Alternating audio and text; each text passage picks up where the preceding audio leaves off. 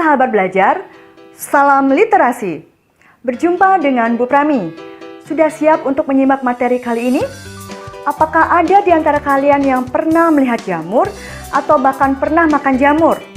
Ayo ngaku, kira-kira jamur itu masuk kategori tumbuhan atau bukan? Lalu bagaimana dengan ciri-ciri jamur beserta klasifikasinya?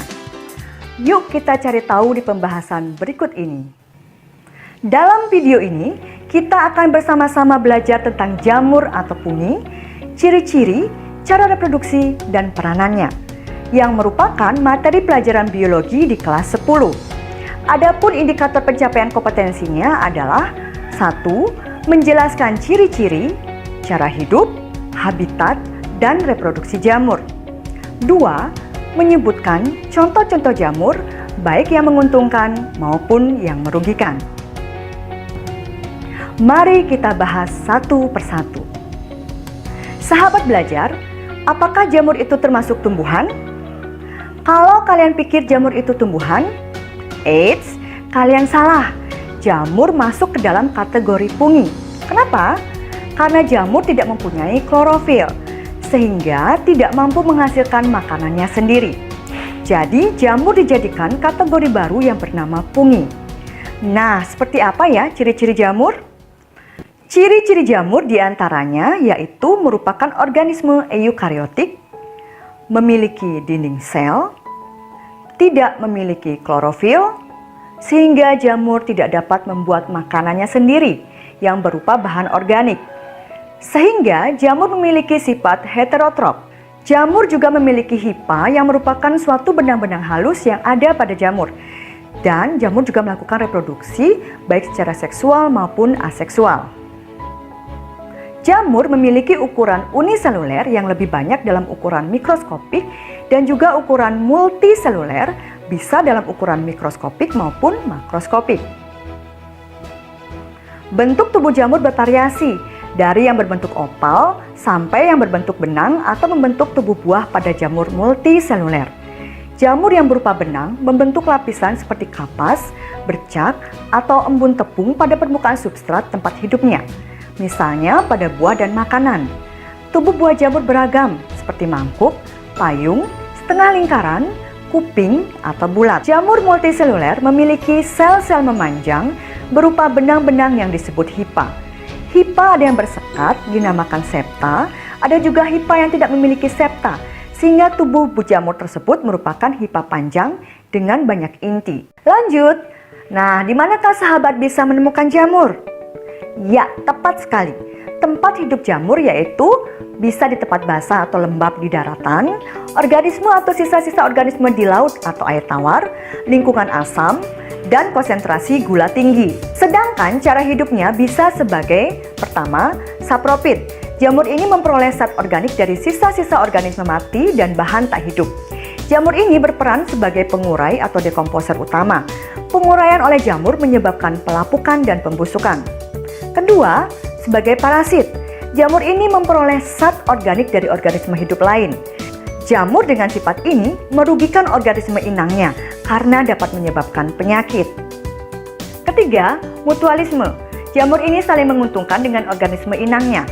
Contohnya, jamur yang bersimbiosis dengan ganggang biru atau ganggang hijau membentuk lumut kerak atau lichen. Contoh lain yaitu jamur yang bersimbiosis dengan akar tanaman tingkat tinggi membentuk mikorrhiza atau jamur pada akar. Bagaimanakah dengan cara perkembangbiakan jamur? Jamur dapat melakukan reproduksi secara yang pertama, vegetatif dengan pembentukan tunas atau kuncup pada jamur uniseluler, pemutusan benang hipa atau fragmentasi miselium, pembentukan spora seksual pada jamur multiseluler. Jamur dapat diklasifikasikan menjadi 4. Yang pertama, zygomicota. Ciri-cirinya multiseluler, hipa bercabang, senositik, tidak memiliki tubuh buah, memiliki rizoid dan stolon, hidupnya bisa saprofit, parasit, dan simbiosis mutualisme. Reproduksinya bisa secara vegetatif dengan fragmentasi, sporangiosfora, dan secara generatif dengan zygospora. Contohnya, pada jamur roti atau Rhizopus stolonifer, jamur tempe atau Rhizopus oryzae, Mucor mucedo hidup pada kotoran ternak. Kedua, Ascomycota. Ciri-cirinya ada yang uniseluler dan ada yang multiseluler. Hipa bersekat, ada yang membentuk tubuh buah, namun ada pula yang tidak membentuk tubuh buah. Bentuk tubuh Ascomycota beragam, antara lain seperti mangkuk, bulat, dan bulat panjang. Hidupnya bisa sapropit, parasit, dan simbiosis mutualisme. Reproduksinya bisa secara vegetatif dengan pembelahan sel atau pelepasan tunas, fragmentasi, dan konodiospora. Dan secara reproduksi generatif dengan ascospora. Contohnya, Saccharomyces cerevisiae, Neurospora cytophila, Penicillium camemberti, dan Aspergillus oryzae. Ketiga, Basidiomycota. Ciri-cirinya multiseluler, hipa bersekat, tubuh buah Basidio cup, ada yang memiliki dan ada yang tidak ada. Kemudian reproduksinya secara vegetatif dengan Conidiospora dan secara generatif dengan Basidiospora. Hidupnya bisa sapropit, parasit, atau simbiosis mutualisme. Contohnya, Auricularia polytricha atau jamur kuping, Volvariella volvaceae atau jamur merang, Ganoderma, Puccinia graminis, Ustilagomaedes, dan Amanita muscaria. Keempat, Deuteromycota.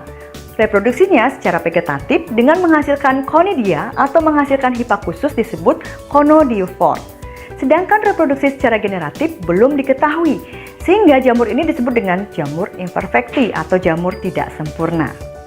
Jamur ini bersifat sapropit, bisa juga sebagai parasit pada tanaman tingkat tinggi, perusak tanaman budidaya dan tanaman hias. Jamur ini juga menyebabkan penyakit pada manusia. Peranan jamur ada yang menguntungkan dan merugikan.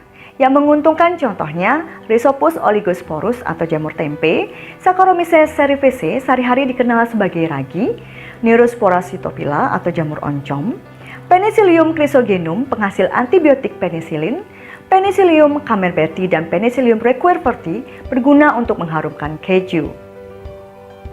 Aspergillus oryzae untuk membuat sake dan kecap, Aspergillus wenti untuk membuat kecap, Volvariella volvaceae jamur merang dapat dimakan dan sudah dibudidayakan. Auricularia polytricha jamur kuping dapat dimakan dan sudah dibudidayakan juga. Sedangkan jamur yang merugikan, Ustilagomaedes jamur api, parasit pada jagung, Puccinia graminis jamur karat, parasit pada gandum, Aspergillus flavus menghasilkan racun alpha-toksin dan hidup pada biji-bijian. Dari materi yang Bu Prami sudah sampaikan tadi, sekarang marilah kita simpulkan bersama-sama. Jamur adalah organisme uniseluler yang tidak memiliki klorofil, memiliki ukuran tubuh uniseluler dan multiseluler. Bentuknya ada yang mikroskopis dan makroskopis. Hidup di tempat lembab dan dapat bersifat sapropit, parasit, dan mutualisme. Diklasifikasikan menjadi 4, yaitu Zygomycota, Ascomycota, Basidiomycota, dan Deuteromycota. Dan jamur dapat menguntungkan dan bisa juga merugikan. Setelah sahabat menyimak pembahasan mengenai ciri-ciri, klasifikasi, dan peranan jamur, sekarang kita lanjutkan dengan evaluasi. Silakan kalian jawab pertanyaan Ibu. Yang pertama, jamur tidak dapat digolongkan ke dalam tumbuhan karena A. Dinding selnya dari kitin atau selulosa, B. Hipanya ada yang tidak bersekat melintang, C. Membentuk spora, D. Tidak memiliki klorofil, E. Bersifat autotrof. Nah, kita bahas dulu ya. Dalam sistem klasifikasi, jamur tidak dimasukkan ke dalam kingdom tumbuhan, walaupun memiliki dinding sel, karena jamur tidak memiliki klorofil. Nah, jawabannya adalah ya, D. Tidak memiliki klorofil.